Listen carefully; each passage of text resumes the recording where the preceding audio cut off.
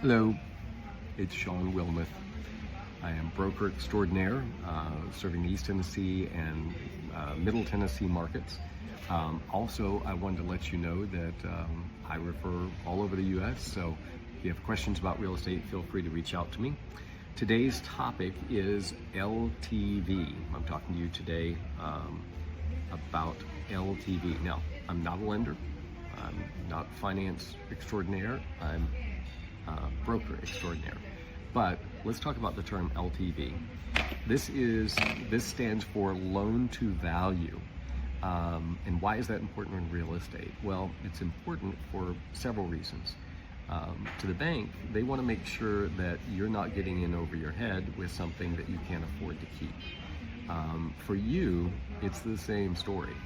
I have a friend who many years ago, I just told him this recently, shout out to Frank here, that at the time that Frank and I talked, I guess when we first met, I said, hey, you use banks, yeah, and he says, Shawn, never ever let them have more than 50% LTV. So again, LTV means the loan is for, say, 80% of the value. And so here's the value of the property. There's only 20% difference between what it's worth and what you borrowed. So we would say that you are highly leveraged at that point.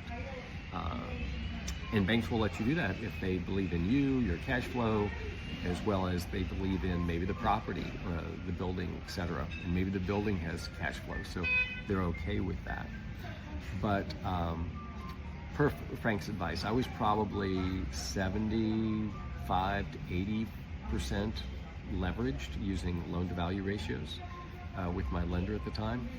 And I decided right then and there, I'm like, Frank's right. So I started over the next few years trying to decrease that loan-to-value until it got, I'll use my screen here, to about 50% loan-to-value, which is what Frank had recommended. And why do we care, right? If everything's going good, it doesn't matter. Yeah, but things go bad. Things like 2008 happen in the US. And things go bad, and when they do, that's how people get bankrupt, is they have too high a loan-to-value ratio. They can't sell it for what it was worth. They're lucky to get 80%. They may get less than 80%.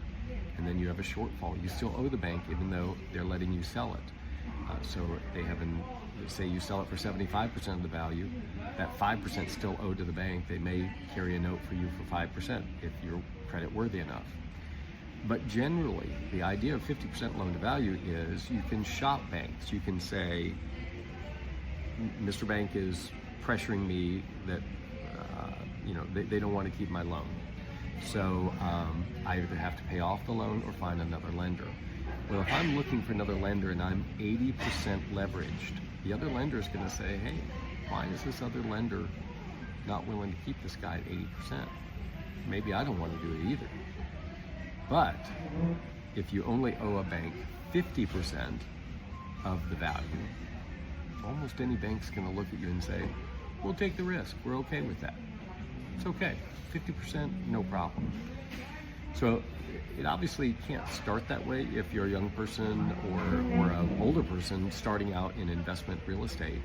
You have to build your way up, and maybe you have to leverage yourself to 80% when you first start. That means that you only have 20% of your money to put down on a property that you've earned through work or something.